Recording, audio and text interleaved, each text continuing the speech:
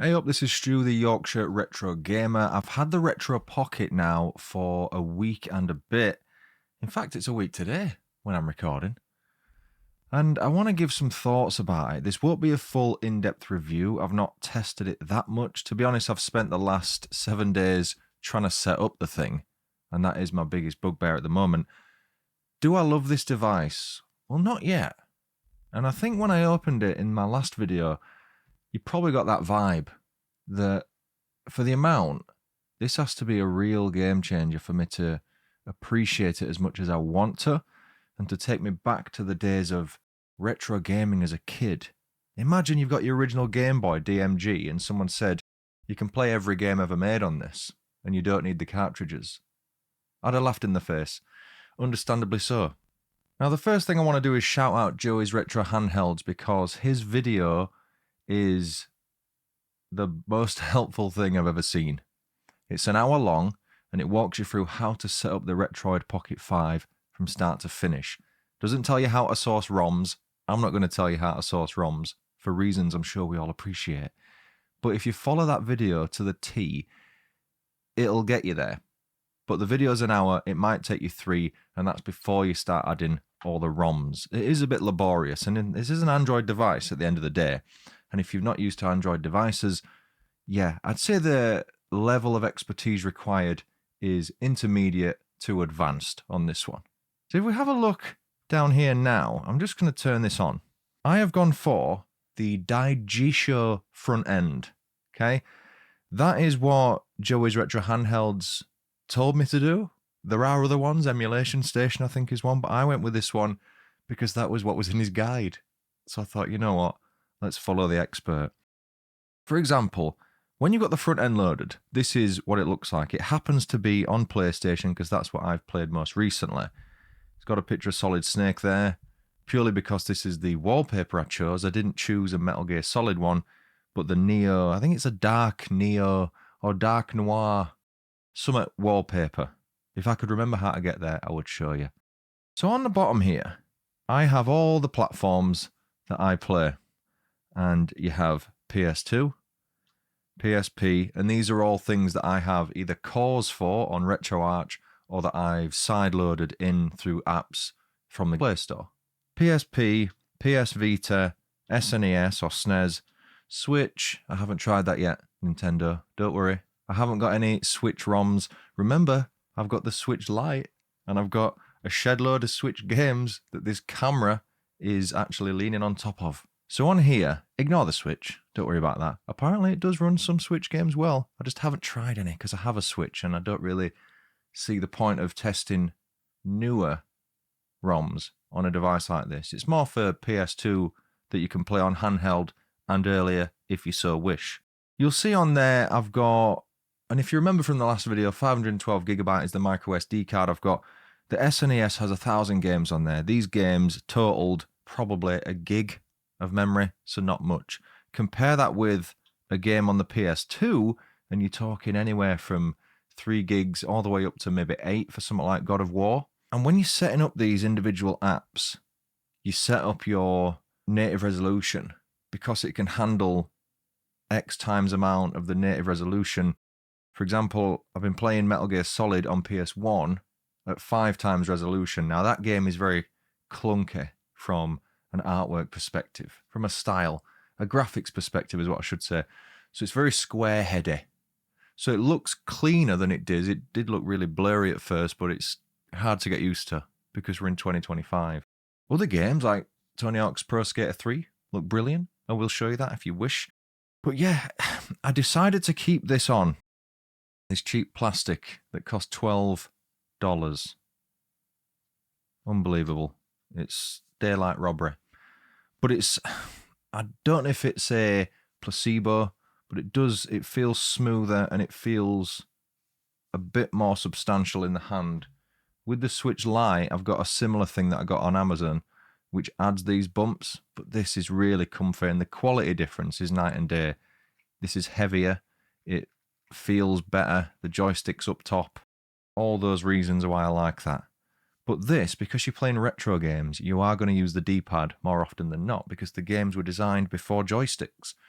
unless you're playing PS2. And you can still use the joystick for most of that.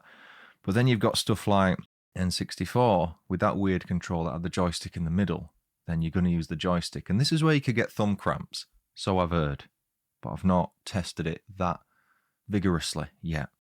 And then you have your Master System, Genesis, GameCube, Game Boy Color, and Advanced Game Boy Dreamcast. Okay? The key thing I ran into as far as an issue was my micro SD card, which is a Samsung Pro Evo, corrupting almost, or so I thought at one point. So because I've got the PC, I've got my old laptop and the device, and I was pulling them out and swapping it between each of the three. You can plug a USB-C in and do a file transfer that way, but I found that when you're trying to delete files on the actual card, it can cause crashes. They got to a point where I put my micro SD card in my PC and it said, please format the device. And I was like, I've just spent 4 hours doing this and about 3 days adding all my ROMs. If I format this, I'm going to lose all the data. I managed to find this website using command prompts. I recovered it all, which was an absolute lifesaver. So be careful. And that's with a good micro SD card. Do the file transfer when you can. The other thing is about the ROM files themselves. So when I've used Anbernic devices, the PS1, which is kind of the limit on there, I've always converted ISO files or Q and bin files to CHD files, compressed hunks of data, and that works. But with the PS2, I'm using Nethers X2 or something. It doesn't like CHD files for the most part. Some of them work, some of them, well, the majority don't that I tested, but it saves a lot of space, the compressed hunks of data format versus ISO. So what I did was, I got my ROMs on ISO, converted them to CHD, deleted the ISOs, put the CHD on the micro SD card. They weren't working, so I had to get rid of them, re-download them, re-upload them. It were a pain. But we got there in the end. The same, by the way, is for the PPSSPP, which is the PSP emulator. I got told if you convert your ISOs to CSO, that will save room and they'll still work. That's not my experience. So I had to get ISOs on the PPSSPP to play PSP games. Oh, what a load of nonsense. It's not for the faint-hearted.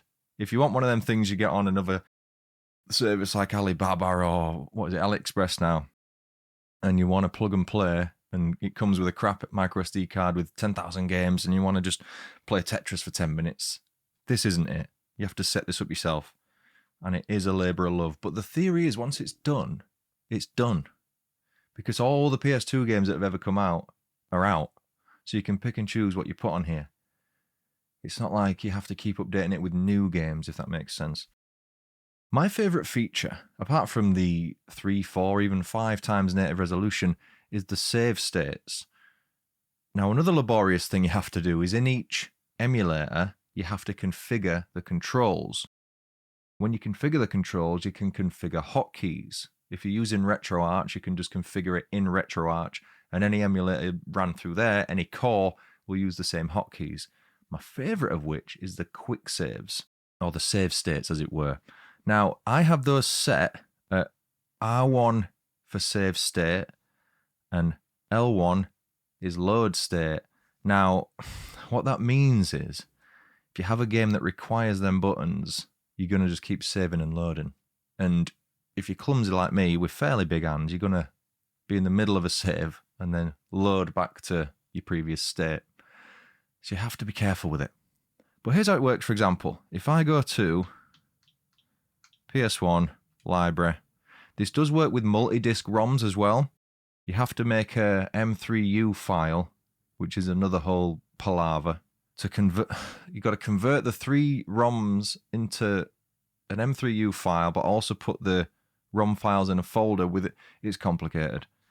But how it works is like this. So I click on Metal Gear Solid, click on disc 1, and as that loads up, I can just press L1, and it takes me to where I was. And then to get out of it, back button takes you to the quick menu, and I can just close the content like that and come back out. So it's a bit of a poor place to be there because I was in the middle of a cutscene because I've just killed Beat and what's he called? Revolver Ocelot in Metal Gear Solid. That's what happened there. So I'm in the cutscene after with President Baker. Anyway, I'm going to show you. So this is Tomba. This is a very rare game, by the way, and this is why if you've got a ROM, it helps. So I don't have any save states on here. So this is Tomba running on 5x native res. I can never remember the buttons for this game. It's got a funky soundtrack though, right? And the other thing to remember as well, when you're configuring this, RetroArch and the normal buttons I've got set out Nintendo-wise or retro-wise, so A being select. When you go into a PlayStation emulator, if you've got it mapped properly, your B button at the bottom, which is usually back, turns into X, i.e. select, and then A becomes circle, which is back. So that's something to just confuse you for the laugh. You'll have to forgive me because I can't really remember how to play this game. To exit it, you just double click this L3 I've got as my quick key, and you can turn it on to whether or not it prompts you if you want to leave. Otherwise, if you press it once, you'll just leave, and if you want confirmation, it's just a bit more security for you. I'll show you some GameCube, because these are the main two I've been playing. So, games on here. I could show you some Wind Waker. You see the figures here. The max, I don't really pay attention to, but the speed is 100. The FPS is sitting at around 30 for this. And again, if you press back button, you can go to your settings. You can change your graphics settings, change your back end. I'm using Vulkan. Aspect ratio. You can force the widescreen if you want. Go to enhancements, internal resolution. I've got 3x native for this. Also, if you fancy it, there are HD texture packs for games like Wind Waker that people have made, which make it look like a new game. The battery's pretty good, by the way. I was playing this for about an hour last night, pretty heavily, and it barely went down 5%, which is always good. I didn't mind how it felt. I didn't have sore thumbs, but again, I was using the D-pad rather than the analog. A game like this, you might need an adapter, like a 3D printed adapter for it. Right, that was taking forever. I clearly picked the wrong game. Let me pick something like Double Dash that we can actually get into pretty quick.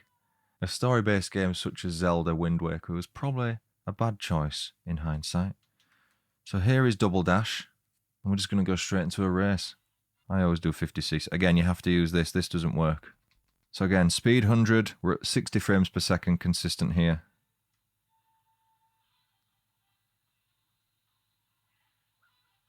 Got to figure out the buttons as well.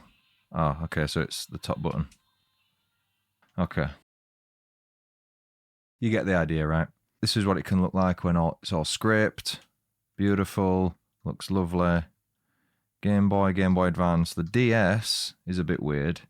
So if you click on Pokemon Black, for example, because of the DS emulator, it looks pretty weird. So it's either top and bottom, but it is touchscreen, or it's side to side.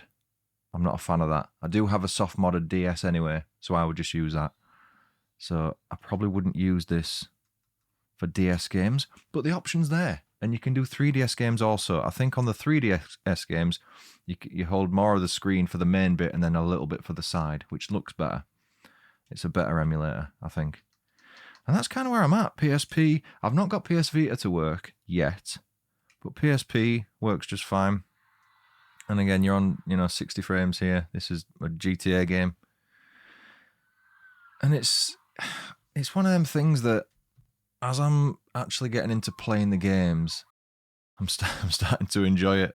I just want to give you a quick 1 week update about how I'm getting on. It's not for the faint-hearted, but don't be disheartened if you want one. There are other options out there. You could get a Steam Deck. You could get an Odin 2. I like this. Expensive, but worth it when you set it up. If there are any games you want to see run on here, or want to see me run, I can't speak English, let me know in a comment and I'll do a video on it, and maybe I'll do a compilation if I get a load of requests. I won't hold my breath. But if you like this video, you can like it, you can share it, you can subscribe if you want. Let me know what content you would like to see. I am heavily focused on this. I'll be happy to do a comparison of, say, Metal Gear Solid 2 or 3 or 1 on the Switch Lite and the Retroid Pocket 5. ROM versus cartridge port. Let me know. I've been Stu, the Yorkshire Retro Gamer. I'll see you next time. Cheerio.